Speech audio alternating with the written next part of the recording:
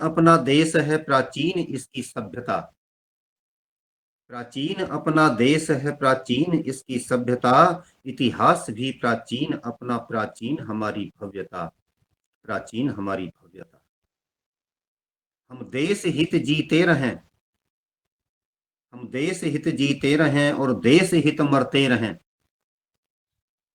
आप भला आए भला जैसी विपदा।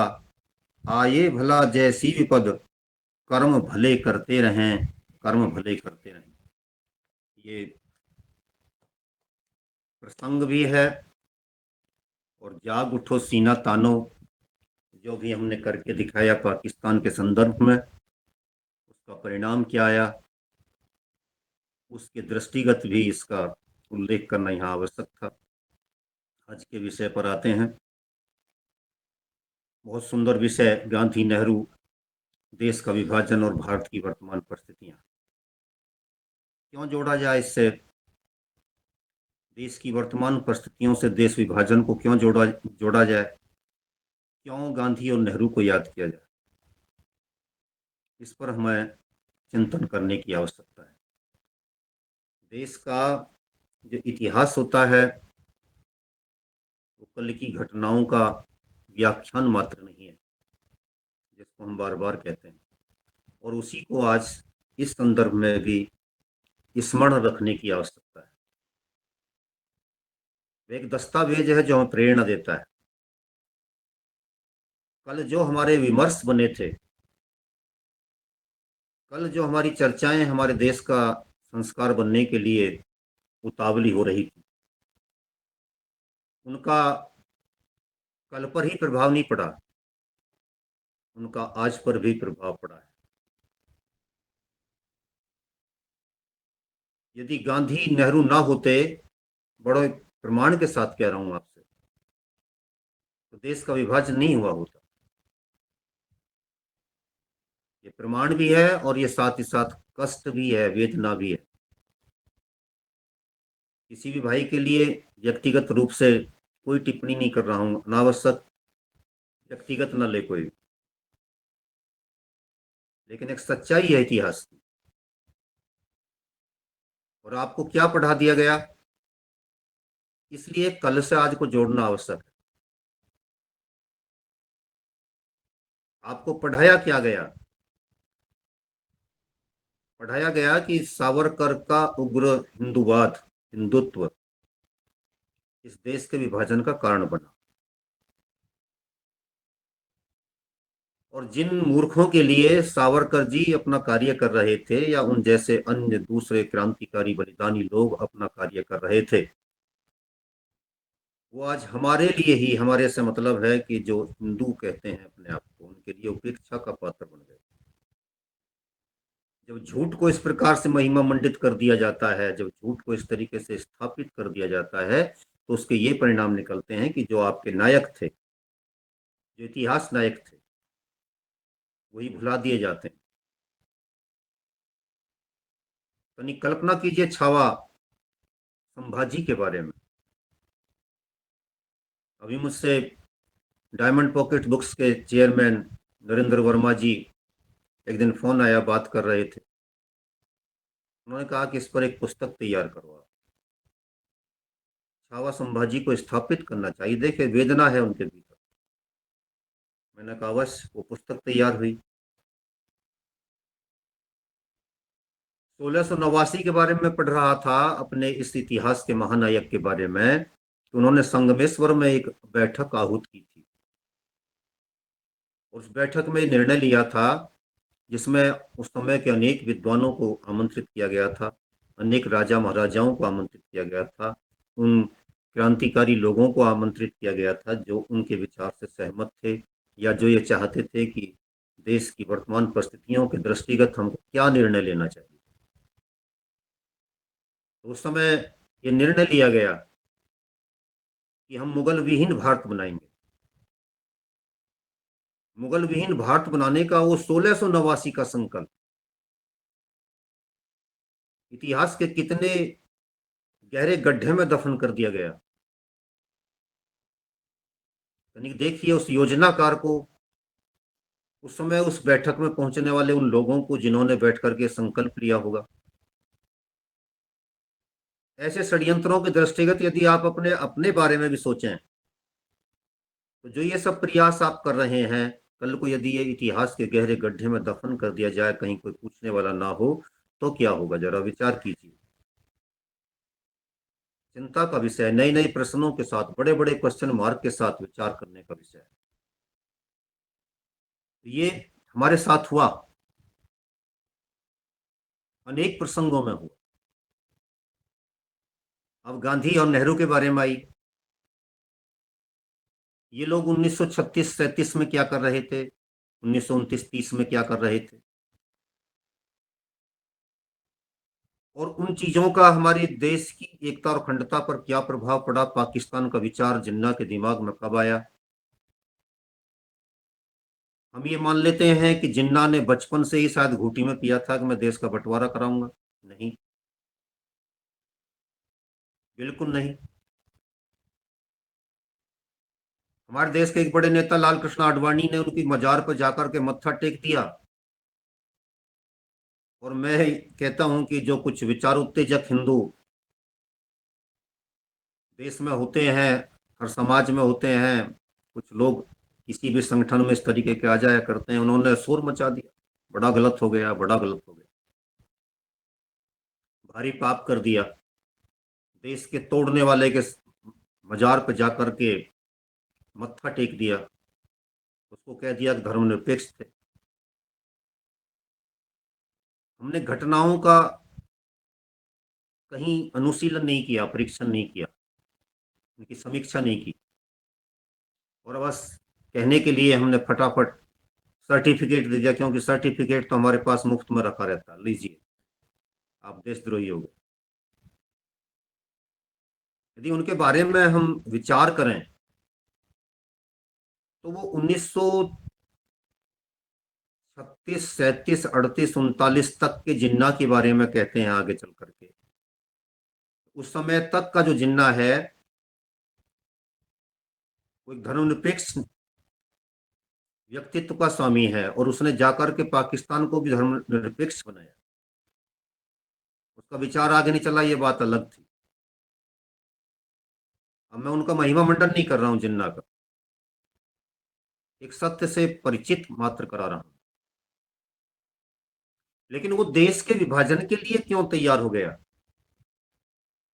जो 1936-37 तक ये कहता था कि पाकिस्तान नाम का विचार ही अपने आप में वाहियात विचार है, और जिसकी मुस्लिम लीग के पास मात्र कुछ हजार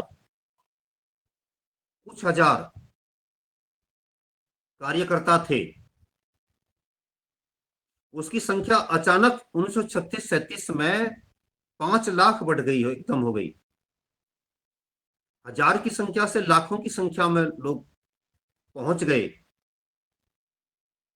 और 5 लाख लोग निकल करके सामने आए तो उत्तर प्रदेश में बड़ा बवंडर हो गया। देश के उन दूसरे प्रांतों में बड़ा खेल हो गया,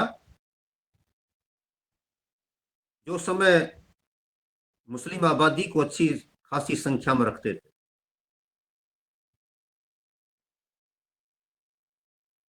आपका सिंध का प्रांत, आपका बलूचिस्तान का प्रांत, आपका नॉर्थ ईस्ट फ्रंटियर, जो आपका सीमांत गांधी जहां के हुआ करते थे, सरहदी सूबा जिसको बोला करते थे उस समय, वो तो नहीं चाहता था कि देश का बंटवारा हो। वो पहले दिन से नहीं चाहते थे। 1947 में देश बटा तब भी नहीं चाहते थे। सरहदी सूबे के लिए उस समय सरहदी गांधी खान अब्दुल गफ्फार खान ने कहा था कि गांधी ने हमको भेड़ियों के सामने डाल दिया, और उनको 70 साल 78 साल हो गए अब भेड़ियों के सामने पड़े हुए। तो फिर ऐसी स्थितियां कौन सी बनी? वो भी नहीं चाहते थे, सिंध वाले भी नहीं चाहते थे, और वहीं पाकिस्तान दे दिया, जो लोग स्वयं नहीं चाहते थे। पाकिस्तान भी वहीं बना दिया। पाकिस्तान ने कभी उधर से दूसरी तरफ, जो उसी का अपना पड़ोसी देश है, उससे तो दुश्मनी नहीं पाली। अफगानिस्तान से। उससे तो कभी सीमाओं के को लेकर के झगड़ा नहीं किया, उसको हड़पने के लिए तैयारी नहीं की। आपकी तरफ क्यों आता रहा? क्यों आपको बार बार छेड़ता रहा? 1948 में आपको छेड़ा, 65 में आपको छेड़ा, 71 में आपको छेड़ा, 1999 में आपको छेड़ा, और उसके बाद कंटिन्यू प्रत्येक साल आपको छेड़ता रहा। अब जाकर के इलाज हुआ। फिर छेड़ेगा, गफलत में आने की आवश्यकता नहीं है, फिर छेड़ेगा। तो इसके बारे में भी विचार करना चाहिए, क्यों ऐसी परिस्थिति बनी। देखिए, उसको बड़े आराम से पूरी दुनिया का के मुस्लिम समाज का नेतृत्व करने का आपने ठेका दे दिया। जब वो उठा, उसका जनक जिन्ना देश में एक नेता के रूप में, एक अलगाववादी नेता के रूप में उठा, तो वो मुस्लिम समाज का नेता बनने के लिए उठा। और 36-37 में, उससे पहले बल्कि 29-30 में आप जाइए, 28 में कांग्रेस के अध्यक्ष थे मोतीलाल नेहरू। मोतीलाल नेहरू ने गांधी जी के सामने जाकर के कहा कि बारडोली में जिस प्रकार से सरदार वल्लभ भाई पटेल ने बड़ा काम करके दिखाया, उस समय सरदार नहीं कहते थे, बारडोली के सरदार की उपाधि उनको गांधी जी ने दी थी। जिस प्रकार से वहां पर एक बड़ा सत्याग्रह करके उन्होंने बड़ा काम करके दिखाया है, तो नेतृत्व अब उनको दिया जाना चाहिए। बात ऊपर से तो मीठी लगती थी, लेकिन भीतर से कहीं दूसरी बात थी।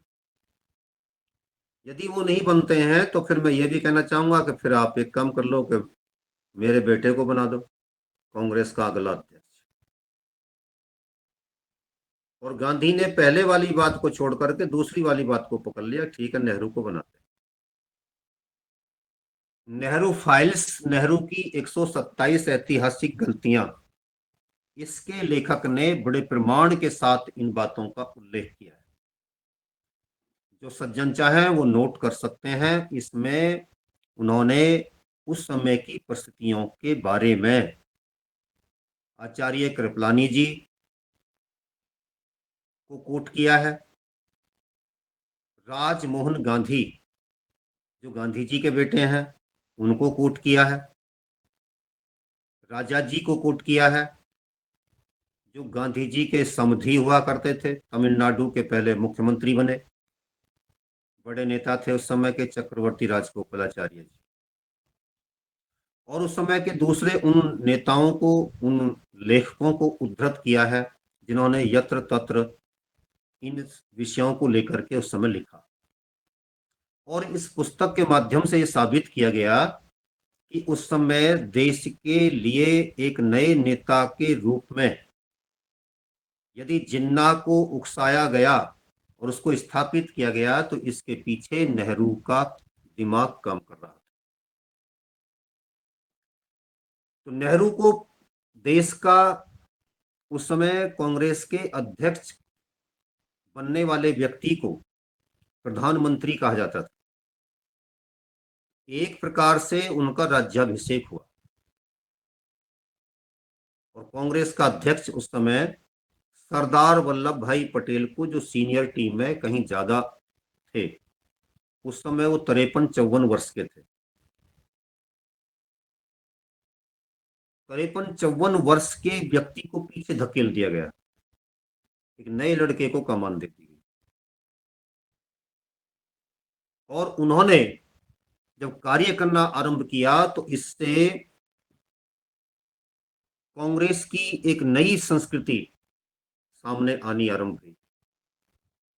गांधी अपने आप में जिद्दी थे, यदि महात्मा के रूप में उनका आप आकलन करते हैं और मानते हैं और ये सोच करके चलते हैं कि वो निश्चित रूप से महात्मा थे, तो सारी बातें ध्वस्त हो जाएंगी।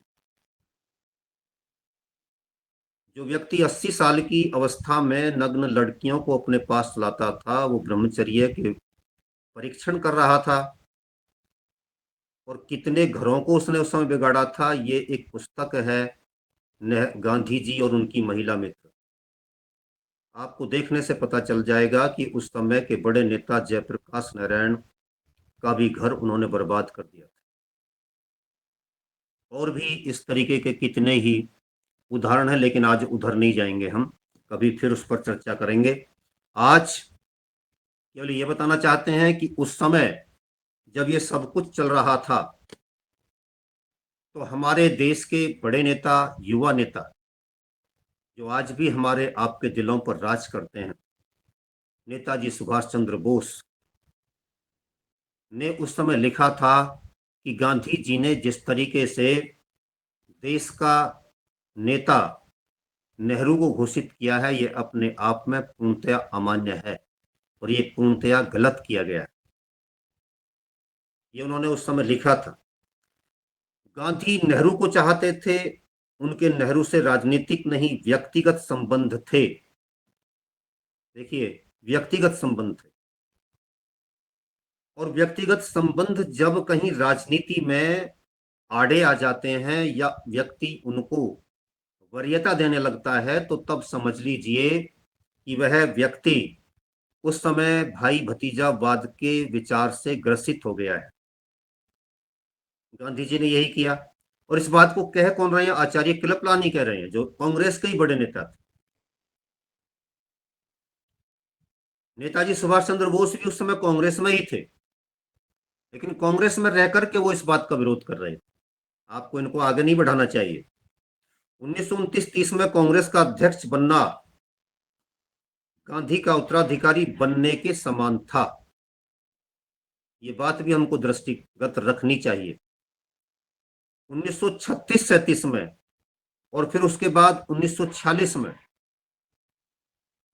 1946 में भी नेहरू इस पद को लेने में सफल हो गए, यानी कांग्रेस का अध्यक्ष बनने में सफल हुए। और उस समय जो भी व्यक्ति उस समय कांग्रेस का अध्यक्ष बन रहा था, उसका देश का प्रधानमंत्री बनना निश्चित था। इस प्रकार से वहां पर भी कांग्रेस के अध्यक्ष की जो बात आप लोग सुनते हैं, और जो आप ये सुनते हैं कि 1947 में जब देश बट रहा था, तो 15 राज्यों में से 12 राज्यों ने सरदार वल्लभ भाई पटेल के लिए कहा था। चर्चाएं आई हैं पहले भी, प्रसंगवश जोड़ रहा हूं केवल आज उस बात। तो उस समय गांधी जी यदि ऐसा कर रहे थे, कांग्रेस के 12 प्रांतों ने आपके नेहरू को प्रधानमंत्री, उस समय कांग्रेस का अध्यक्ष न बनने के लिए प्रस्ताव पारित किया। उसके बाद भी गांधी जी ने अपनी चलाई और उनको कांग्रेस का अध्यक्ष बनाया। तो पहले वो अध्यक्ष बने थे, प्रधानमंत्री नहीं। बात प्रधानमंत्री के बारे में पूछने की नहीं आई थी कि बताइए देश का प्रधानमंत्री कौन बनेगा, पार्टी का प्रधान कौन बनेगा, और यह स्वाभाविक था कि वही देश का पहला प्रधानमंत्री बनेगा। यह स्वाभाविक था। तो गांधी जी ने यहां पर उनको काटा और इनको आगे बढ़ा दिया, और देश का पहला प्रधानमंत्री बनने का उनका मार्ग प्रशस्त कर दिया। वो आगे बढ़ने लगे।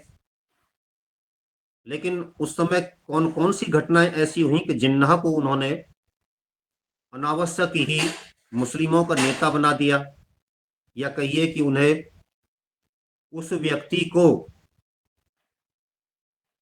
देश के बंटवारे का एक बड़ा एजेंडा हाथों में थमा दिया। तो 1936-37 में जब चुनाव हुए थे,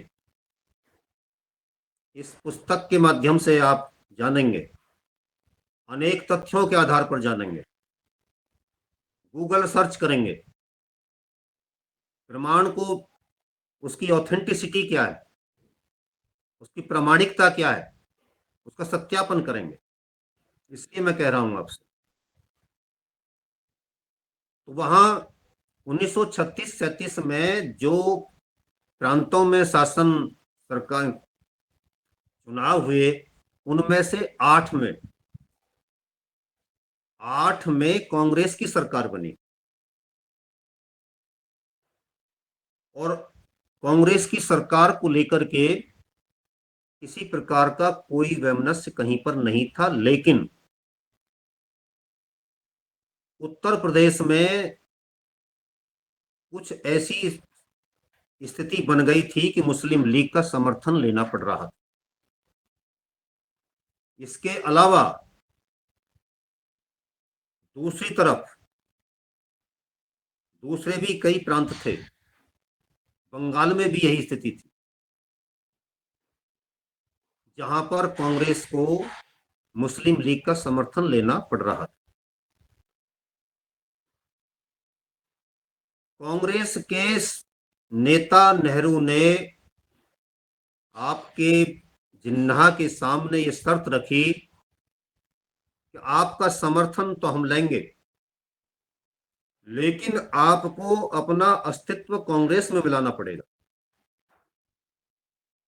मुस्लिम लीग के जितने सदस्य हैं उनको कांग्रेस का सदस्य घोषित करना पड़ेगा अपने आप। ये बात किसी भी दृष्टिकोण से जिन्ना के लिए उपयुक्त नहीं थी। इस बात को उसने अपनी प्रतिष्ठा का प्रश्न बनाया,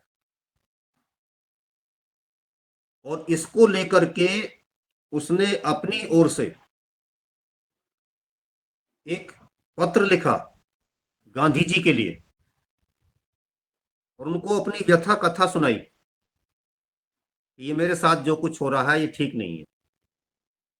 नेहरू का जो हटीला और तानाशाही भरा दृष्टिकोण है, ये मेरे लिए अपमानजनक है। गांधी जी ने उस पत्र का जवाब गोलमोल भाषा में दिया 22 मई 1937 को। बड़ा रहस्यात्मक था, उसका क्या अर्थ निकालेंगे आप कुछ समझ नहीं पाएंगे आप। लेकिन उनसे ये और कह दिया कि मौलाना अबुल कलाम आजाद से आप मिल लीजिए। मौलाना अबुल कलाम आजाद से वो मिला तो उसने भी कोई उनका निराकरण नहीं किया समस्या। तो उसने देखा कि यदि आज जब ये आजाद नहीं है, तो आजाद होने के बाद हमारी स्थिति क्या होगी। नेहरू इस प्रकार से जिद्दी आचरण करते हुए, हटीला दृष्टिकोण अपनाते हुए, तानाशाही दृष्टिकोण अपनाते हुए हमारे अस्तित्व को समाप्त करने का प्रयास करेगा, तो फिर इससे अलग चलना ठीक है। उन्होंने ये भी देखा कि नेहरू की हठधर्मिता का गांधी के पास कोई उत्तर नहीं है।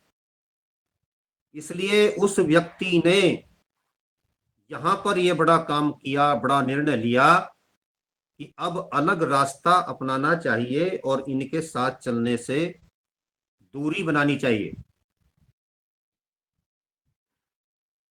तो यहां से उसने अपना रास्ता अलग चुनना शुरू किया, और जिसके पास 1936-37 तक कुछ हजार सदस्य संख्या थी, उसने उत्तर प्रदेश में आकर के ये कहा कि मेरी पार्टी की सदस्यता लेने के लिए मात्र 2 आने खर्च करने पड़ेंगे, यानी 12 पैसे में आपको पार्टी की सदस्यता प्राप्त हो जाएगी। तो 5 लाख की संख्या तक उसके कार्यकर्ता उत्तर प्रदेश में पहुंच गए।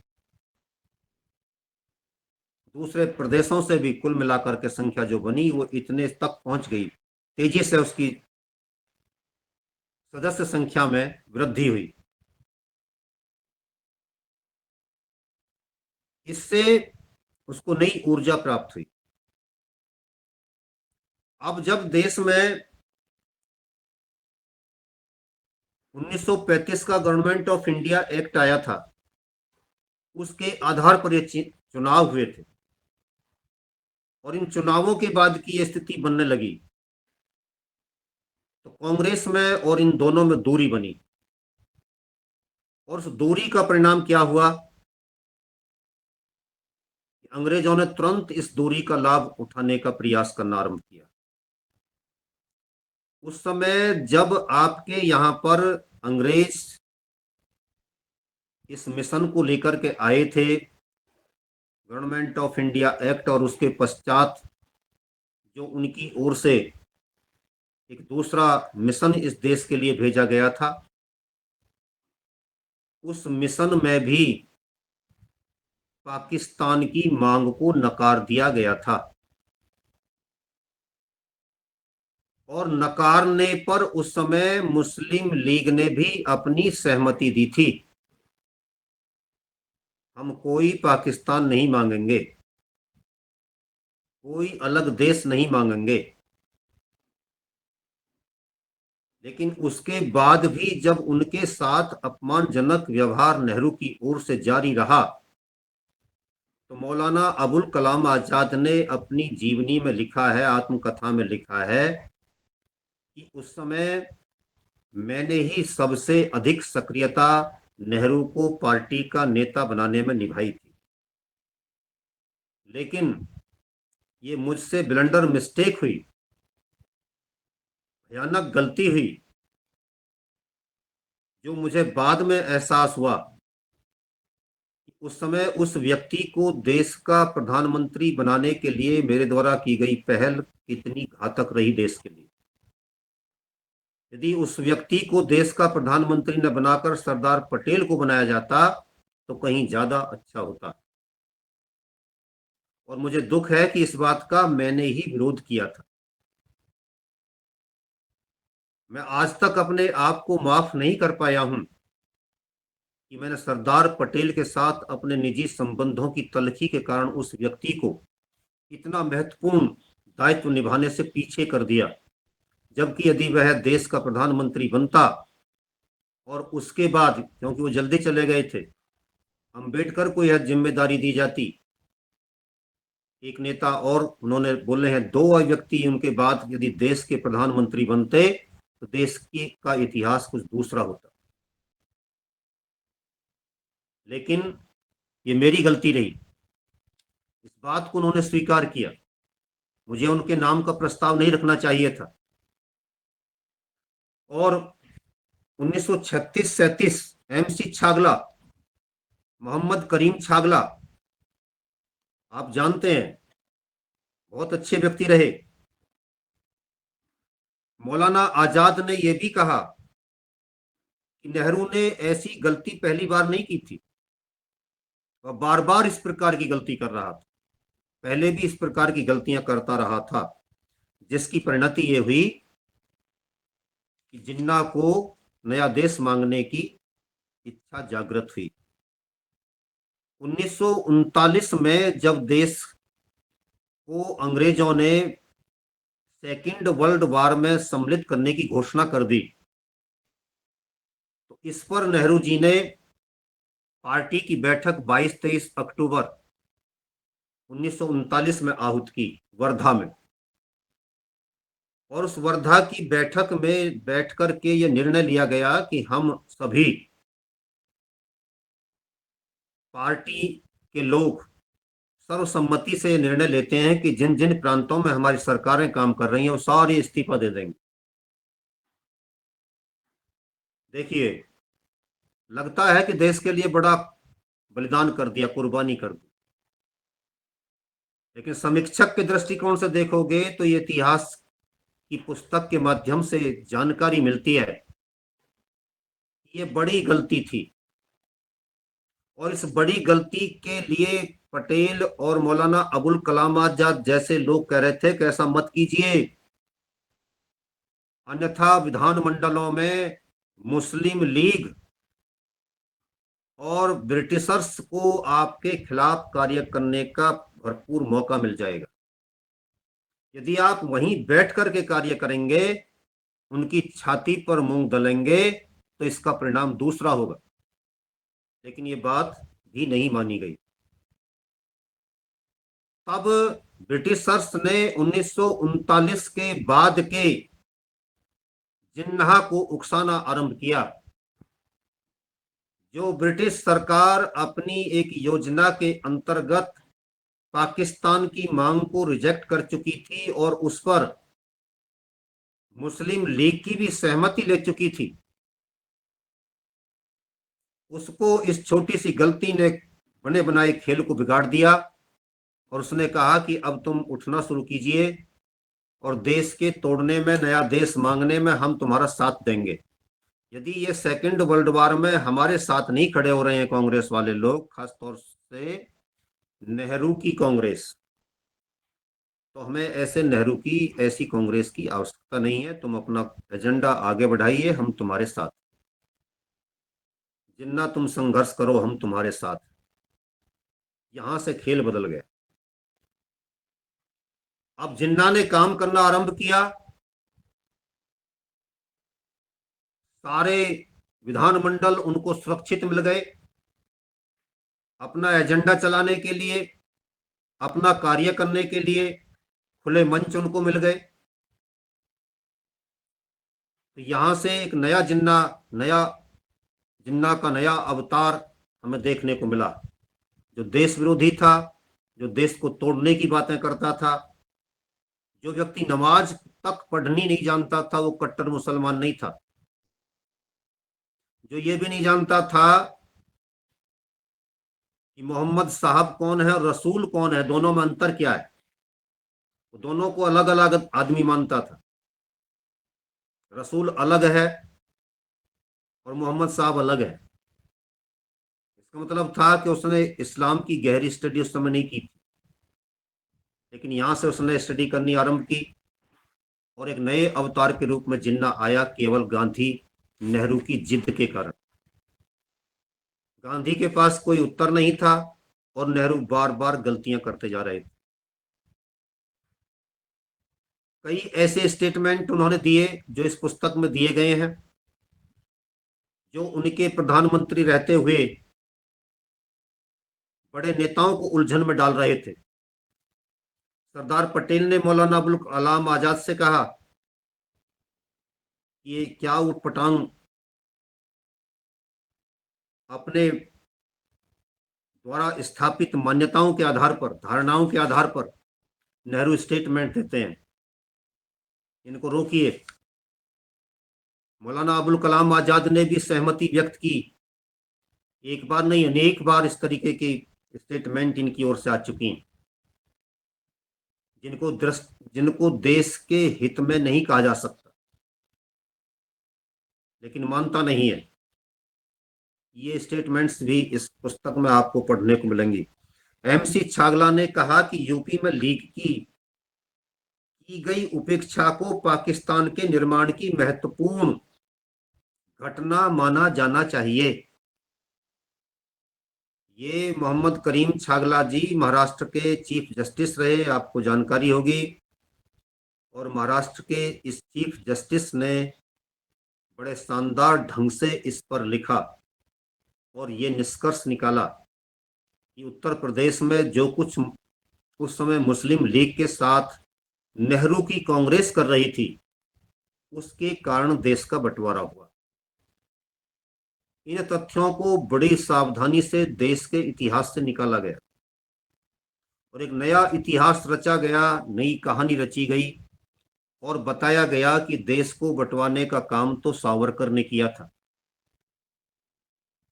अब जब मुस्लिम लीग ने उसके बाद के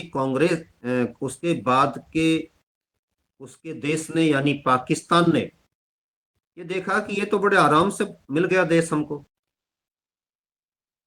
कोई ज्यादा परेशानी उठानी नहीं पड़ी और इन मूर्ख हिंदुओं को तो बड़े आराम से पागल बनाया जा सकता है, इनका मूर्ख बनाया जा सकता है। तो फिर आजादी के बाद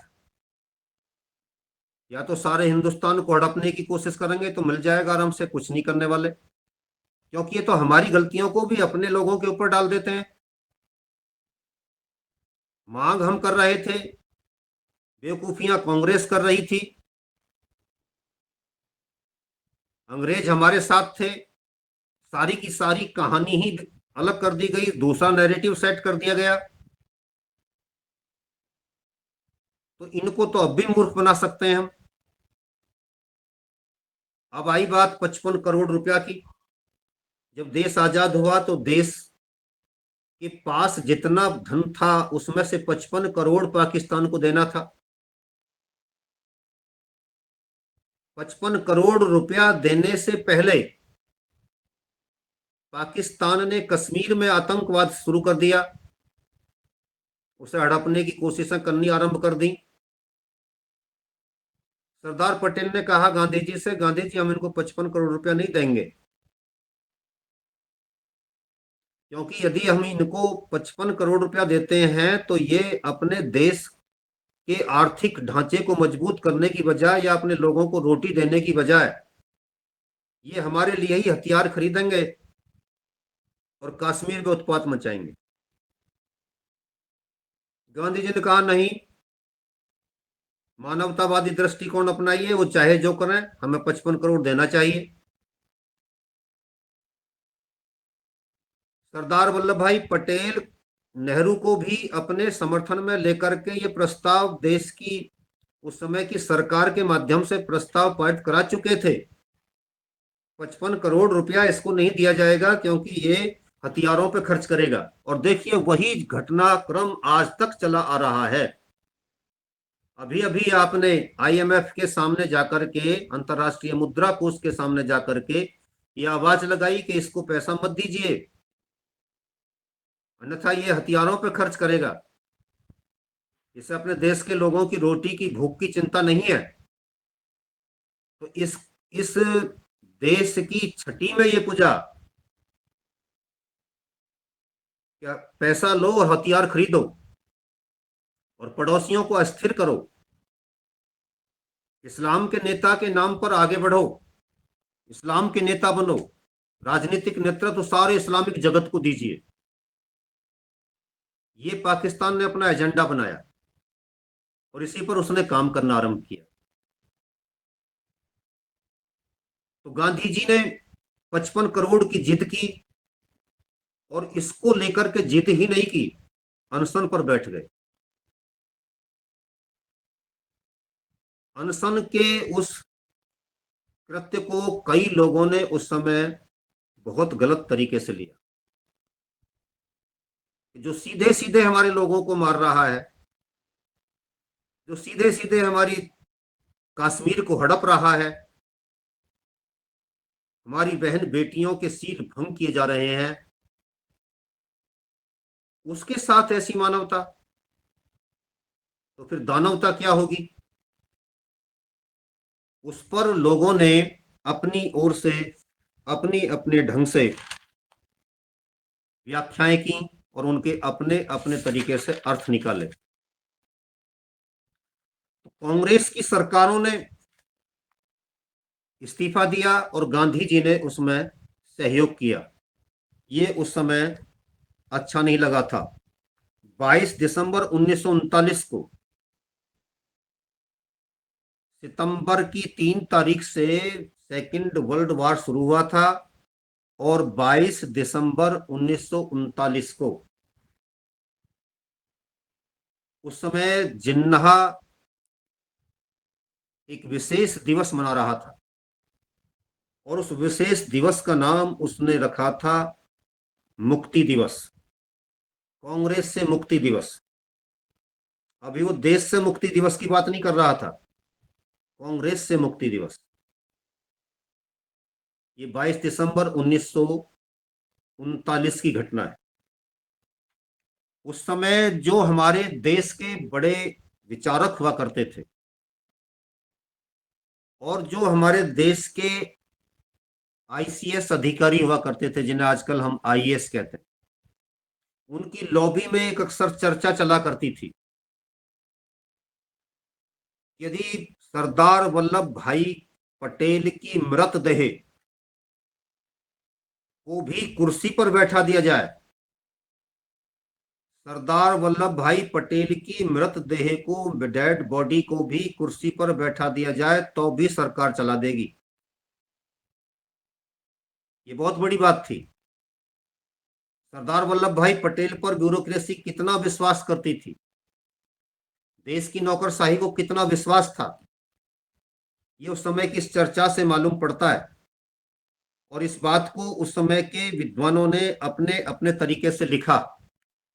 अब दूसरी बात, राजमोहन गांधी क्या कहते हैं? जब 1946 के 45 के चुनावों के समय गांधी जी ने देश का अगला नेता नेहरू को घोषित कर दिया, इस पर राजमोहन गांधी, जो गांधी जी के बेटे हैं, वो क्या लिखते हैं? अगर गांधी के पास जवाहरलाल को चाहने के अपने कारण थे तो पार्टी के पास सरदार पटेल को चाहने के अपने कारण थे, जिसे उसने देखा भी, पार्टी ने महसूस किया। जैसा कि कृपलानी ने आगे जाकर कहा, एक शानदार प्रबंधक, व्यवस्थापक और नेता। किसके लिए कह रहे हैं? सरदार वल्लभ भाई पटेल के बारे में आचार्य कृपलानी कह रहे हैं, कांग्रेस के नेता कह रहे हैं। कह रहे हैं कि उस समय आचार्य कृपलानी भी उस समय नेहरू के साथ थे और नेहरू का साथ दे रहे थे। उनके नाम का प्रस्ताव रखने वाले कृपलानी थे। कृपलानी इस बात पर क्या कह रहे थे, ये मैं आगे जाकर के बताता हूं। लेकिन उससे पहले गांधी के बेटे का क्या दृष्टिकोण है और किस तरीके से आचार्य कृपलानी के मत की पुष्टि कर रहे हैं वो, कि गांधी के द्वारा जो कुछ किया गया था वो गलत था। और सरदार वल्लभ भाई पटेल के भीतर आचार्य कृपलानी के ये शब्द बहुत महत्वपूर्ण हैं, जिनको वो कोट करते हुए कहते हैं कि ये उनके भीतर गुण थे। कौन कौन से? शानदार प्रबंधक, व्यवस्थापक और नेता के रूप में जिसके पांव जमीन पर टिके हुए थे, सरदार वल्लभ भाई पटेल। इसके अलावा पार्टी सरदार के भारत छोड़ो के सफल प्रयास को लेकर भी सचेत थी, जिसकी बराबरी जवाहरलाल नेहरू नहीं करते थे। ये उन्होंने लिखा। अब राजमोहन गांधी के बाद आचार्य कृपलानी क्या लिखते हैं, मैं ज्यों का त्यों पढ़ रहा हूं। मैंने एक कागज आगे बढ़ाया जिसमें जवाहरलाल का नाम प्रस्तावित किया गया था। यह बात तय थी कि अगर जवाहरलाल का नाम प्रस्तावित नहीं किया गया होता तो सरदार को पार्टी का अध्यक्ष चुन लिया गया होता। सरदार को मेरा हस्तक्षेप पसंद नहीं था। मैं उसके बाद से ही यह बात सोचता आया हूं कि क्या एक महासचिव के रूप में मुझे एक मामले में गांधी की इच्छाओं का आदर करते हुए जवाहरलाल का नाम प्रस्तावित करने में सहायक होना चाहिए था। लेकिन भविष्य का पूर्व अनुमान कौन लगा सकता है? ऐसे तुच्छ से दिखाई देने वाले इत्तफाकों पर ही मनुष्य और यहां तक कि देशों का भाग्य भी निर्भर करता है। इसका मतलब हुआ कि उस दिन जो भाग्य निर्धारण हो रहा था और उस भाग्य निर्धारण में मैंने जो नेहरू का नाम प्रस्तावित कर दिया था, उसका मुझे दुख है। उस दिन ये नहीं होना चाहिए था। उस दिन होना चाहिए था कि देश के पहले प्रधानमंत्री के रूप में सरदार वल्लभ भाई पटेल के नाम का प्रस्ताव मुझे आगे बढ़ाना चाहिए था। आचार्य कृपलानी क्या कहते हैं, डीपी मिश्रा जी क्या कहते हैं, डॉक्टर राजेंद्र प्रसाद जी, डॉक्टर राजेंद्र प्रसाद जी का एक सेंटेंस है केवल, गांधी ने एक बार फिर सम्मोहक नेहरू के लिए अपने विश्वास पात्र लेफ्टिनेंट, क्या बढ़िया शब्द प्रयोग किया है, अपने विश्वास पात्र लेफ्टिनेंट पटेल की बलि दे दी। जिस दिन उसका चुनाव हुआ था उस दिन आपके डॉक्टर राजेंद्र प्रसाद जी ने एक सेंटेंस में ये बात कही थी कि अपने लेफ्टिनेंट सरदार पटेल की बलि गांधी ने दे दी है, जो देश के लिए बहुत आवश्यक था। इसके बाद मौलाना आजाद क्या कहते हैं, उन्होंने भी कहा कि मेरी यह दूसरी गलती थी कि मैंने जब खड़े नहीं होने का निश्चय किया तो सरदार पटेल का समर्थन भी मैंने नहीं किया। ये मुझे पश्चाताप है, जीवन भर इस बात के लिए वो पश्चाताप करते रहे। सारी स्टेटमेंट को मैं नहीं पढ़ूंगा, समय की मर्यादा का ध्यान रखते। कुलदीप नैयर भी यही कहते हैं, उनको भी इस बात का कष्ट हुआ और उन्होंने भी इस बात को लिखा कि सरदार पटेल को भारत का पहला प्रधानमंत्री और नेहरू को भारत का पहला राष्ट्रपति होना चाहिए था। ये बात उन्होंने लिखी। नेताजी सुभाष चंद्र बोस ने भी यही लिखा।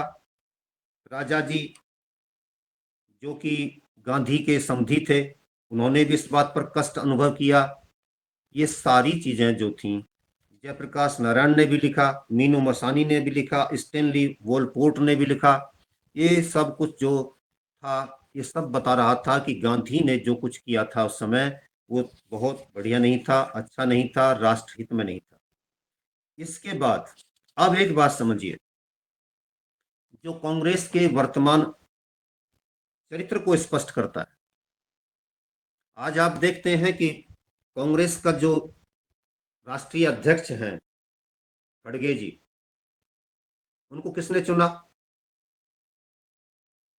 दिखने के लिए तो पार्टी ने चुना, लेकिन पीछे से नाम की पर्ची किसी एक व्यक्ति ने निकाली, महिला ने निकाली, सभी जानते हैं आप।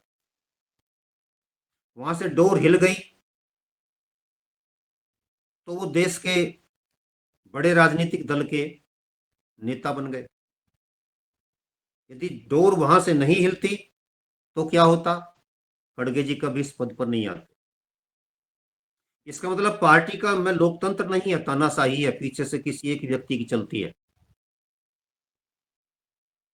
और उस एक व्यक्ति की या एक परिवार की नरसिम्हा राव के लिए नहीं चली, बना तो दिया उस समय, लेकिन जब देखा कि तुम्हारी भावनाओं से अलग जाकर के काम कर रहा, देश के लिए काम कर रहा है, परिवार को प्राथमिकता नहीं दे रहा, तो क्या हुआ? जिस दिन उनकी डेड बॉडी जल रही थी, उनके मांस को कुत्ते नोच रहे थे। ईंधन भी पर्याप्त नहीं दिया गया था। उनकी बेटी ने बताया था, अपने भाई के लिए फोन किया था कि ये क्या हो रहा, सुनने को मिल रहा, टीवी चैनलों पर ये खबर आ गई है। उनके साथ ये हुआ था। तो गांधी जी के इस निर्णय पर यदि आप जाएंगे तो आपको पता चलता है कि यदि आज भी कांग्रेस के भीतर ऐसा लोकतंत्र नहीं है, तो इस लोकतंत्र की हत्या करने का विचार एक संस्कार के रूप में उनको मिला कहां से? तो आप जाइए 1945-46 में ही, जब पार्टी के द्वारा निर्णित अध्यक्ष सरदार पटेल को बाहर करके एक व्यक्ति ने पीछे से कहा नहीं, ये नहीं, नेहरू देश का प्रधानमंत्री भी बनेगा और नेहरू ही देश के इस बड़े राजनीतिक दल का नेता बनेगा। तो वो विचार था जहां से लोकतंत्र की हत्या करने का संस्कार कांग्रेस ने प्राप्त किया। कैसे उसको लोकतांत्रिक कहेंगे? सारी पार्टी में दिखाने के लिए लोकतंत्र था क्या? एक व्यक्ति ने क्यों उसको समाप्त किया? और वो भी उस व्यक्ति के द्वारा जो पार्टी का उस समय सदस्य भी नहीं था, सदस्यता से वो अपने आप को हटा चुके थे। और जब उन्होंने अपने आप को पार्टी की सदस्यता से दूर किया था, पार्टी की सदस्यता जब उन्होंने छोड़ी थी गांधी जी ने, तो कहा था कि मैं रचनात्मक कार्यों के लिए समय देना चाहता हूं।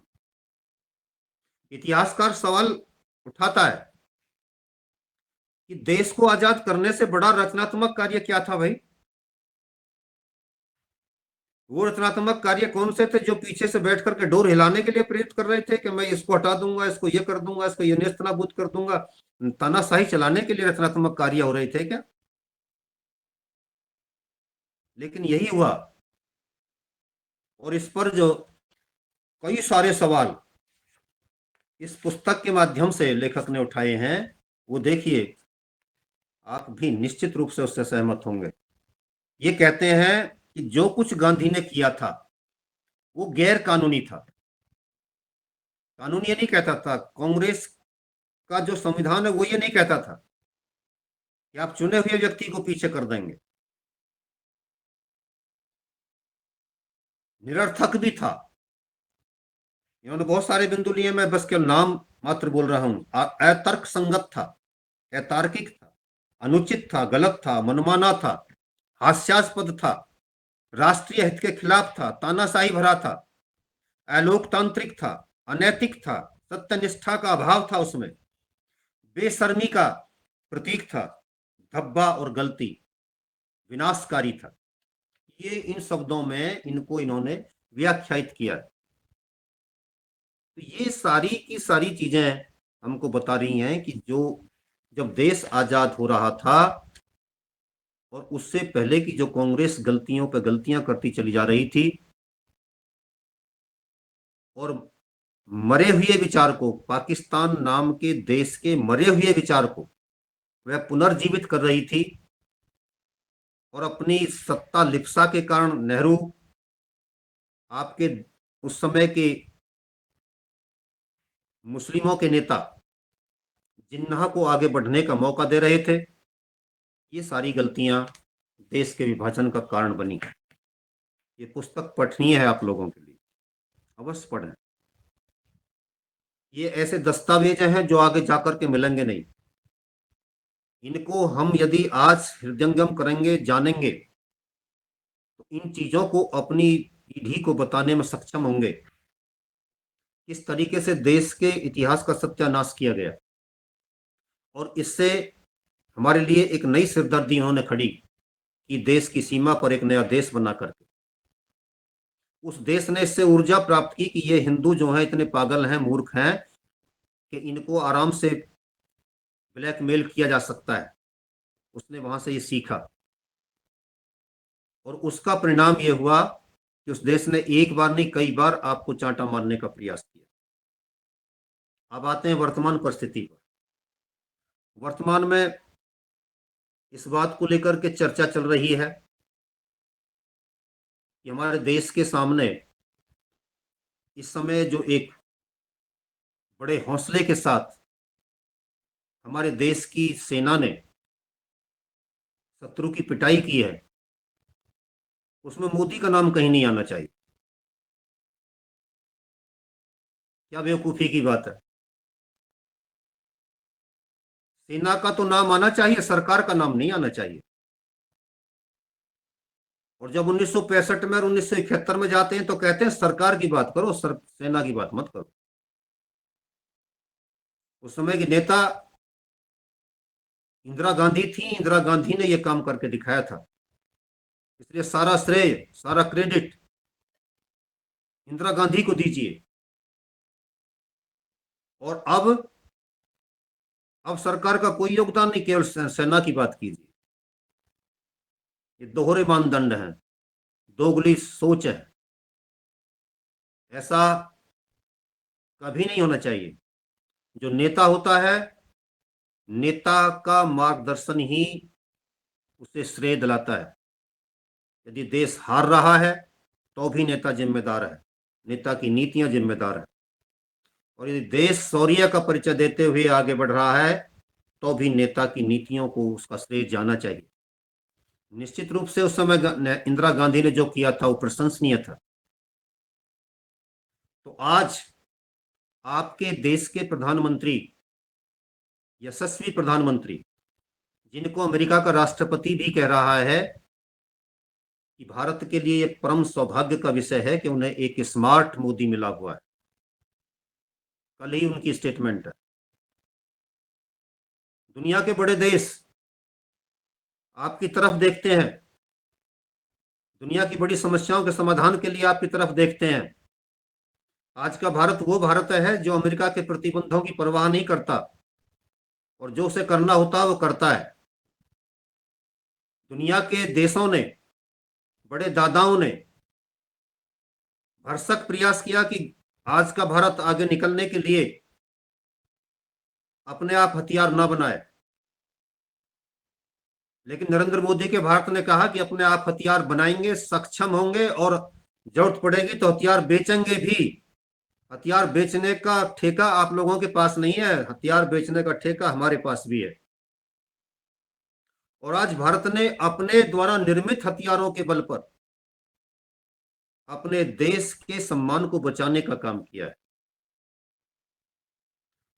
सेना के एक बड़े अधिकारी अभी टीवी चैनल पर बैठ करके चर्चा कर रहे थे। मैं उनको सुन रहा था। वो कह रहे थे कि 2014 से पहले 2012 में जब वो सेना में नियुक्त थे, बड़े पद पर कार्य कर रहे थे, तब वह स्वयं और दूसरे अधिकारी उस समय के कांग्रेस के प्रधानमंत्री से मिले थे। मनमोहन सिंह जी की तरफ वो इशारा कर रहे थे। कांग्रेस के प्रधानमंत्री से जाकर के कहा था कि हमें इतने इतने हथियारों की आवश्यकता है, सेना के आधुनिकीकरण की आवश्यकता है। उन्होंने पैसा देने से इनकार कर दिया था। और वो बड़े शान के साथ कहते हैं, भावुक होकर के कहते हैं कि 14 में जब देश के प्रधानमंत्री नरेंद्र मोदी बने तो उनसे जब जाकर के हमारा प्रतिनिधिमंडल मिला तो उन्होंने कहा कि आप जितना चाहे पैसा लीजिए, लेकिन देश की सीमाओं को सुरक्षित कीजिए। वो कहते हैं कि पहली बार ऐसा सुनने को मिला कि देश की सीमाओं की सुरक्षा की जिम्मेदारी आपकी, हमें तो पैसा देना है, आप पैसा लीजिए हमसे, संसाधन लीजिए। और यदि वो खुली छूट उस समय ना मिली होती सेना को, ये तो कल परसों की छूट है जो अभी आपको पहलगाम के बाद मिलती हुई दिखाई दी है।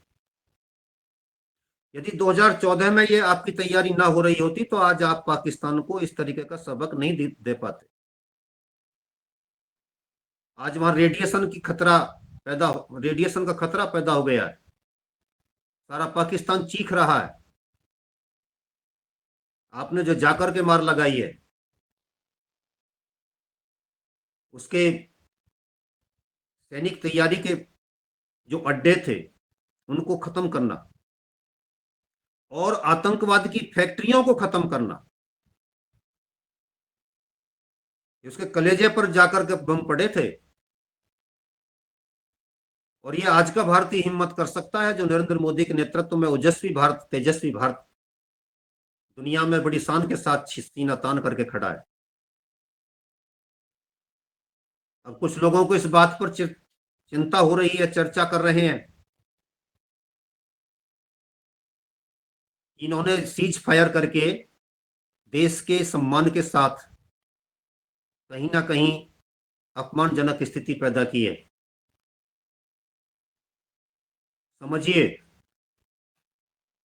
कहीं पर भी ये घोषित एजेंडा नहीं था कि आज ही हम पीओके को लेकर के वापस आ रहे हैं। कहीं पर भी ये एजेंडा नहीं था कि बलूचिस्तान लिबरेशन आर्मी को सपोर्ट करके हम पाकिस्तान को तोड़ने की तैयारी कर रहे हैं। यदि ये घोषित एजेंडा लेकर के हम आक्रमण करते तो पहलगाम का जो निर्णय है, पहलगाम की जो घटना थी, वो कहीं पीछे चली जाती और हमारे आक्रमण का उद्देश्य दूसरा हो जाता, जिससे राजनीतिक कूटनीतिक क्षेत्रों में नई चर्चा बहस के रूप में परिवर्तित होती। और फिर इसका मतलब यह होता कि पाकिस्तान को तोड़ने के लिए और अपनी पीओके को लेने के लिए हिंदुस्तान पाकिस्तान पर आक्रमण कर रहा है। इसका परिणाम जानते हैं आप क्या होता? दुनिया के अनेक देश जाकर के पाकिस्तान के साथ खड़े होते। बहन जी ठीक कह रही हैं, बलूचिस्तान कह रहा है ये। बलूचिस्तान को आप कूटनीतिक दृष्टिकोण से, जो मंच से कहने की बात नहीं है, उससे आप अपना सपोर्ट कर रही हैं, करती रहेंगी, करना भी चाहिए। और मोदी जी से आप ये उम्मीद भी नहीं कर सकते। निश्चित रूप से वो काम हो रहा है अपनी जगह। आज जब सीज फायर के बाद भारत अपनी सीमाओं में लौटा है, पाकिस्तान की ढंग से तबीयत से ठुकाई करने के बाद, तो बलूचिस्तान लिबरेशन आर्मी अपना काम कर रही है, पीओके वाले अपना काम कर रहे हैं। केवल और केवल कूटनीतिक दृष्टिकोण से मोदी जी ने सारी लड़ाई को केवल और केवल पहलगाम के आतंकियों से प्रतिशोध लेने के लिए केंद्रित कर दिया। सारी दुनिया को केवल और केवल एक विमर्श तक केंद्रित कर दिया कि पाकिस्तान आतंकवाद का जनक है। और सारी दुनिया के बड़े देशों के सामने ये तस्वीर पैदा कर दी, दिखा दी, फैला दी, सबको ये बता दिया अपना आक्रमण करने से पहले कि देखिए फला फला बिंदु है, ये 21 केंद्र हैं इनके, जहां से आतंकवाद की फैक्ट्री स्थापित करके ये पूरी दुनिया को अस्थिर करने का काम कर रहा है।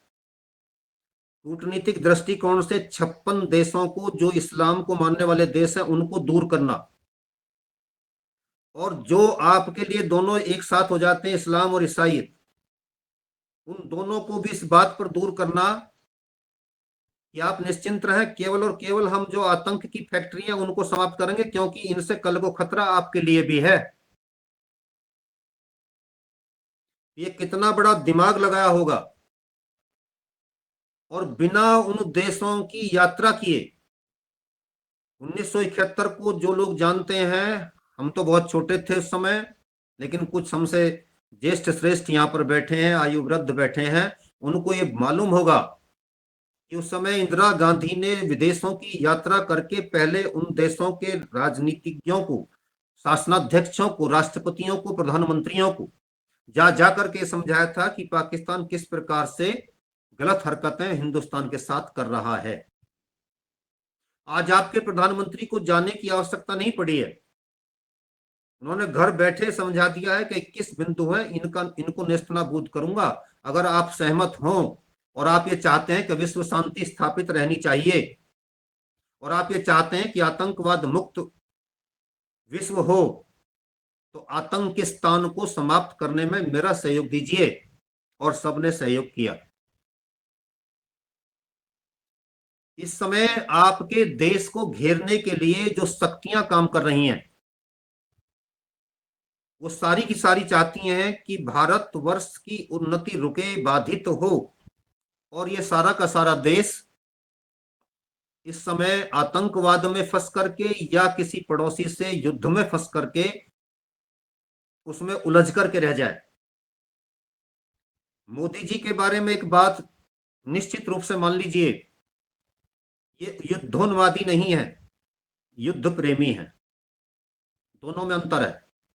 युद्ध प्रेमी है, आवश्यकता होगी तो ठोकेंगे, घर में जा करके मारेंगे, और खुले आम खुली घोषणा करके बता दिया कि जो भी कुछ होगा वो ईंट का जवाब पत्थर से नहीं, गोली का गोले से देंगे। ईंट और पत्थर में तो थोड़ा सा अंतर है, हम गोली का गोले से देंगे। ये आज का भारत है जो आज कह रहा है, और ये उसको बता दिया। और उसके बाद ये स्थिति साफ कर दी भारत की कि ये युद्ध विराम नहीं है, युद्ध विराम भी नहीं है, और युद्ध से पीछे भी नहीं हटे हैं। सेनाएं खड़ी रहेंगी, तैनात खड़ी रहेंगी। यदि कुछ भी किया गया तो तुरंत गोली का जवाब गोले से दिया जाएगा। कोई भी घटना यदि भारत के साथ होती है तो उसको युद्ध ही माना जाएगा। भविष्य में यदि कोई भी आवश्यकता पड़ती है, यानी कि हमें अपने पीओके को लेने की आवश्यकता पड़ती है, तो तीसरे को पंच नहीं बनाएंगे। ये आज का भारत कह रहा है सीधे सीधे अमेरिका को चुनौती देते हुए कि तुम सोच रहे हो कि तुम्हें पंच बना लेंगे, तुम्हें पंच नहीं बनाएंगे। पीओके हमारी है, पीओके को खाली कराना है और उसको लेंगे। देश की पूरी गौरवशाली परंपराओं का, देश के सम्मान का और देश की आज की भावनाओं का सम्मान करते हुए आपका देश का प्रधानमंत्री आदमपुर में जाकर के अपनी सेना के सैनिकों के बीच में जाकर के खड़ा होकर के कहता है, ये जरा याद कीजिए कभी अपने शास्त्री जी को। शास्त्री जी ने जाकर के लाहौर में जाकर के टैंक पर खड़े होकर के वहां की अपनी सेना के बीच में खड़े होकर के संबोधित किया था और दिखाया था कि तुम तो कह रहे थे कि मेरे टैंक दिल्ली तक पहुंच गए, मैं लाहौर में खड़ा होकर के संबोधित कर रहा हूं अपने सैनिकों। आज आपके देश के प्रधानमंत्री ने आदमपुर में जाकर के सैनिकों के बीच में जाकर के सीना तान करके भाषण दिया है और ललकारा है उसको। कोई भी घटना उस समय हो सकती थी, लेकिन ये मोदी है। अभी जो कमेंट्स आ रही थी कि मोदी है तो मुमकिन है, सच है। वहां जाकर के केवल ये पड़ोसी देश को ये समझाया है कि तुम जो कह रहे थे कि आदमपुर को समाप्त कर दिया गया है, उसके सैनिक बेस को, उस अड्डे को समाप्त कर दिया गया है, मैं यहीं से खड़ा होकर के भाषण दे रहा हूं, सारी दुनिया देख ले। ये स्वाभिमानी भारत, ये यशस्वी भारत, ये तेजस्वी भारत आगे बढ़ता रहे। हम आप सब इसमें सहयोगी सहभागी रहें और देश की सरकार की उस ऊर्जा के साथ अपने आप को समन्वित करके आगे बढ़ें जो इस देश के लिए आज की सबसे बड़ी आवश्यकता है। इन शब्दों के साथ अपनी वाणी को विराम देता हूँ, कुछ समय ज्यादा हो गया आज। धन्यवाद। जी आदरणीय, बहुत बहुत धन्यवाद। और समय जरूर ज्यादा हुआ क्योंकि विषय ही ऐसा था, और शायद ये जो युद्ध का जो उन्माद है और युद्ध के प्रेम के बीच का जो समय है, ये कुछ थम सा रहा है और ये निर्णायकारी भी रहेगा, जो बातें सामने आई हैं। क्योंकि पूर्व को देखकर, विगत को देखकर भविष्य की जो बातें हैं, वर्तमान की बातें हैं, वो परिघटित होती हैं। वरना तो ये लगता है कि हम क्यों बातें कर रहे हैं पिछली, लेकिन जो उसके परिणाम आ रहे हैं, रिजल्ट आ रहे हैं, वो हमारे सामने हैं। इन्हीं बातों को लेकर मैं आदरणीय रमेश चंद्र मेहरा सर का हैंड रेज है, आपके पास पहुंचता हूँ। जी ओम, सदन को नमन। आज की हमारी योग कक्षा भी बहुत अच्छी रही, और जो चर्चा चल रही है ये तो बहुत ही मतलब इस तरह की चर्चा है जो कि अपनी भावनाओं को भी और हमारी गलतियों को भी जो हमारे नेताओं ने की है उन सबको हमने यहाँ पर आपके द्वारा सुना। और निश्चित रूप से ये तो बहुत पहले से, यानी 1931 से ही हम देखते हैं, 1931 से ही ये गलतियां शुरू हुई। और जो अपन कह रहे हैं कि हमने अनशन ले लिया, हठ धर्मिता कर दी, ये तो पहले से ही तय था। और 1936 में जब अपने उनको जो मतलब सुभाष चंद्र बोस को जब अध्यक्ष बन गए थे तो उन्हें ये सब करना पड़ा। और जो अंतर्राष्ट्रीय स्थिति है सर, उसमें सबसे पहले तो कोई भी देश भारत को नहीं चाहता कि वो उन्नति करे। इसके लिए ना तो हमें टेक्नोलॉजी दी गई, और तो और हमारे वैज्ञानिकों को मारा गया है। नाम जरूर नहीं आया है, दुर्घटना का है या किसी और तरह से फंसाए गए हैं, परंतु उनके साथ साराभाई हो या कोई भी हो, या हमारे लाल बहादुर शास्त्री हो, इन सब के साथ वही घटना, जो भी राष्ट्रवादी हुए हैं उनके साथ इस तरह की घटना हुई है। जिसने भी भारत को सम्मान दिलाने की कोशिश की है उसको निश्चित रूप से अंतर्राष्ट्रीय षड्यंत्र कर उनको यहाँ से समाप्त किया गया है, ऐसा मतलब जो समझ में आता है। और जब भी भारत ने कोई चीज़ प्राप्त की है तो उनने कभी उसमें खुशी जाहिर नहीं की, बस कुछ न कुछ नुस्ख देखे हैं। परंतु चाहे हम सुपर कंप्यूटर की बात करें, चाहे इसरो की बात करें, चाहे DRDO की बात करें, जो सम्मान इनने हमें दिलाया है वो तो अद्वितीय है। और उस संबंध में जब भी कोई बात होती है तो निश्चित रूप से हम गर्व महसूस करते हैं। और निश्चित रूप से जो आपने अभी जो बाद में बात की ये आदमपुर में जाकर के, तो ये तो वही स्थिति है जैसे हमारे भगवान राम लड़ रहे हैं, श्री कृष्ण भगवान युद्ध के समय बीच में खड़े हैं। तो उसी तरह से चाहे महाराणा प्रताप हो, चाहे शिवाजी हो, हमारा जो नेतृत्व रहा वो हमेशा उनके साथ रहा जो युद्ध में जा रहे हैं या युद्ध लड़ने पीछे नहीं है। पीछे से नहीं कह रहे कि आप आगे बढ़ो और हम आपके पीछे, नहीं, वो साथ साथ वो कर रहे हैं। और वही चीजें जो है आज प्रदर्शित हुई है, इसलिए हम गौरवान्वित हैं और हमारा देश जो है निश्चित रूप से सुरक्षित है, ऐसा हम महसूस करते हैं। जी ओम, धन्यवाद।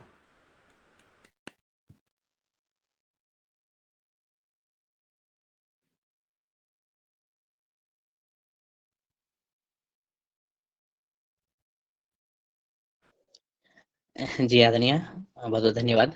ये ऐसी बात ही आपने चिन्हित की है।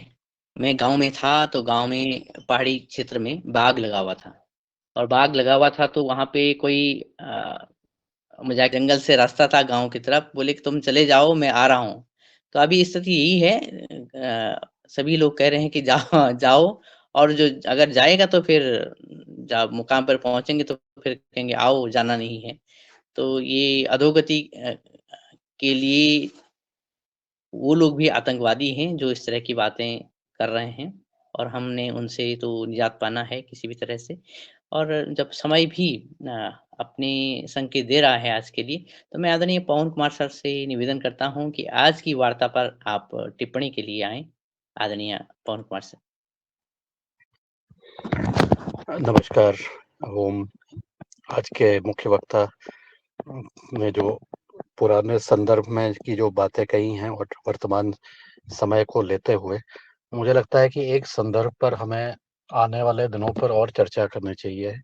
वो है हमारा आंतरिक, जो ढाई फ्रंट की बात कहते हैं, जो 0.5 अंदर छुपा हुआ है, क्योंकि उसकी वजह से भी काफ़ी ज़्यादा स्थिति हमारी पॉलिटिकल कह देंगे, राजनीतिक कह देंगे, बाकी अन्य तरीके से जो प्रभावित करने का प्रयास करते हैं, तो उसको कैसे उसके प्रति पहले तो समझ बने एक समग्र, और उसका फिर हम एक नागरिक होने के नाते हमारा दायित्व क्या है, हमारी ज़िम्मेदारियाँ क्या हैं, इस पर हम चर्चा अगर करते हैं, तो शायद इस चीज़ को हम बहुत अच्छी तरीके से, क्योंकि जो सरकार कर रही है, वो तो कर ही रही है, लेकिन सरकार भी पूर्ण रूप से ऊपर के स्तर से तो वो 2 फ्रंट से तो लड़ाई पूरी कर ले रही है। उसमें तो कोई शक की बातें नहीं है।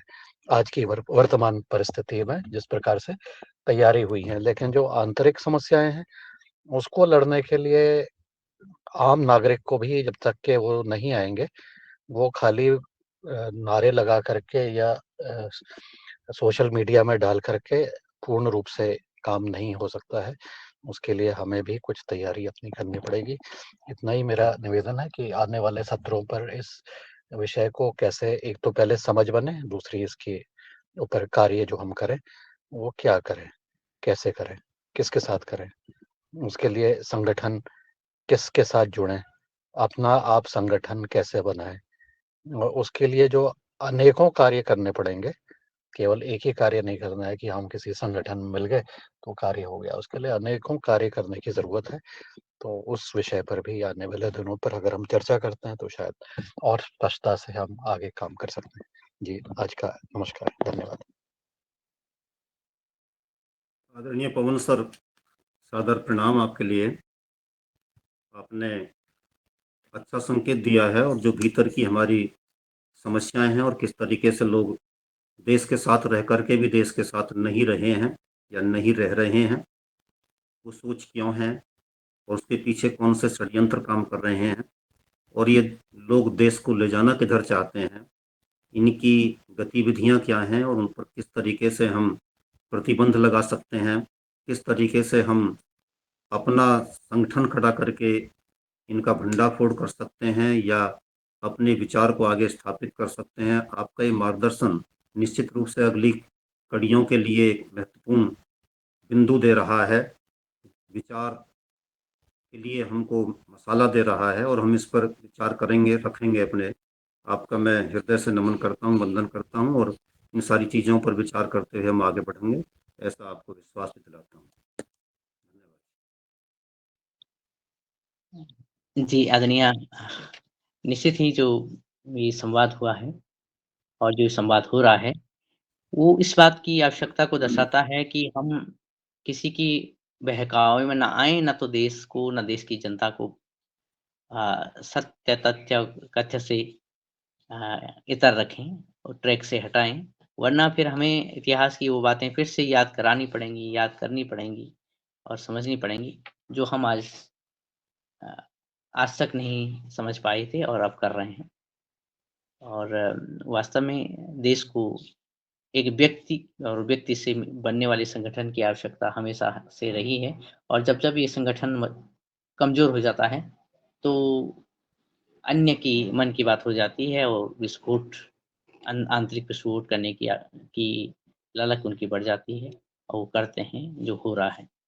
अंत में आदरणीय प्रणिता साकरे जी को मैं बुलाता हूँ, उनसे निवेदन करता हूँ। आपकी टिप्पणियाँ भी बीच-बीच में इनबॉक्स में, चैट बॉक्स में आती रही हैं आज की वार्ता पर। तो आज आप अपनी टिप्पणी के साथ आदरणीय मुख्य वक्ता जी का भी धन्यवाद करें, ऐसा मैं निवेदन करता हूँ आदरणीय पंडिता साकरे दीदी। जी, धन्यवाद आदरणीय दिनेश जी भाई साहब। आज का जो वक्तव्य रहा है, निश्चित रूप से हम सबके लिए वह वक्तव्य है कि पूर्व में कितनी हमारे देश के साथ में गांधी जी की और नेहरू की भूमिका रही और इन्होंने किस किस परिस्थिति में देश के साथ में कितने खड़े रहे। बात रही गांधी जी के अश्लीलता की, तो यह सब मर्यादा में हम कह नहीं पाते थे, लेकिन जब राष्ट्र सेविका समिति के वर्गों में जाते थे तो उद्बोधन में ऐसे विषय गांधी जी के चरित्र को लेकर के आते थे, इसलिए हम बहुत कम शब्दों में, कम विचारों में गांधी जी के बारे में स्पष्ट रूप से समझ जाते हैं। और बात रही नेहरू की, तो आपसे कहें भाई साहब, राष्ट्रीय स्वयंसेवक संघ की शाखाएं और वर्ग के माध्यम से इस गांव में इतनी जागरूकता आई कि हर घर में संघ के स्वयंसेवक इस गांव में होने से हर घर में राष्ट्रीयता के विचार हैं। और गांधी जी को लेकर स्पष्ट रूप से मैं कह रही हूं कि हमारे यहाँ पर व्यक्तिगत रूप से नफरत है। नेहरू और गांधी के, एक तो ये देश में ऐसा चल रहा है कि गांधी के विषय को ज्यादा नहीं बोलना चाहिए, संवेदनशील मामला है। वह एक औपचारिकता के नाते 26 जनवरी और 15 अगस्त के दिन उनकी फोटो की पूजा तो की जाती है, लेकिन उनका विषय भी फिर विषय में आता है कि उन्होंने देश के साथ में क्या क्या गतिविधियां की। और उसका जो आज जो हम देख रहे हैं कि भारत को, हमारे देश को कितना नुकसान हुआ। सरदार वल्लभ भाई पटेल जी की बात आपने बड़े मार्मिकता से रखा है, सत्य है, इसको हम नकार नहीं सकते। वीर सावरकर जी की बात रही तो उनका अगर साहित्य हम पढ़ते हैं तो पूरा साहित्य पढ़ने की क्षमता हमारे में नहीं बचती, इतनी राष्ट्रभक्ति है उनकी। नाथूराम गोडसे जी की जय हम कहते हैं, क्योंकि आज भी कहा जाता है कि अखंड भारत का सपना अगर रखने वाले हैं तो नाथूराम गोडसे जी हैं। उनकी अस्थियां आज भी रखी हैं, ऐसी हमारे जानकारी में है। और जब अखंड भारत का सपना पूरा होगा तो नाथूराम गोडसे जी की अस्थियां विसर्जित की जाएगी, ऐसा भी हमारे वक्तव्य में हमारे महान और भी जितने लोग संघ में थे उनके माध्यम से जानकारी आई है। तो ये नकार नहीं सकते। उन्होंने कहा कि मैंने तो बहुत लेट कर दिया गांधी जी पे गोलियां चलाने में, क्योंकि वो राष्ट्र विरोधी थे। राष्ट्र को, देश को वह पता नहीं कहां लेकर जा रहे थे। जो करोड़ों की माया है, संपत्ति, पैसे हैं, वो पाकिस्तान को क्यों दे रहे थे। ऐसे विषय हैं। और आपने उस परिस्थितियों को भी हमारे सामने लाया कि राष्ट्रभक्ति की आवश्यकता है, चिंतन की आवश्यकता है, कि हमारे अंदर अगर राष्ट्रभक्ति है, इतिहास है, तो ही हम आगे और हमारी पीढ़ी इस देश को संवारने में, सजोने में कारगर रहेगी। बात रही आज के वर्तमान नेतृत्व की, तो देश नकार नहीं सकता इस बात को, मोदी जी हैं तो मुमकिन है। और उनके अखंड प्रचंड पुरुषार्थ को भी पूरा भारत नमन कर रहा है। रात में हमने न्यूज में सुना कि बलूचिस्तान कह रहा है, भारत तुम संघर्ष करो, हम तुम्हारे साथ हैं। यह हमारे लिए गौरव का विषय है। 47 बैठकें उन्होंने तुरंत में लिए। एक भी दिन 24 घंटे में कहा जाता था कि देश के प्रधानमंत्री जी केवल सोए तो मुश्किल से 2 घंटे सोए होंगे।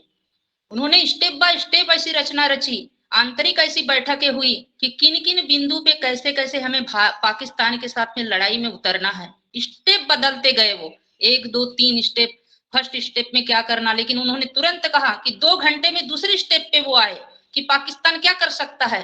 तो उनके पुरुषार्थ को ये भारत नमन कर रहा है। और आपके इस दिव्य चेतना को, दिव्य उद्बोधन को, दिव्य राष्ट्रभक्ति को ये युगाहार मंच आदरणीय राकेश जी भाई साहब को वंदन, नमन, प्रणाम करता है।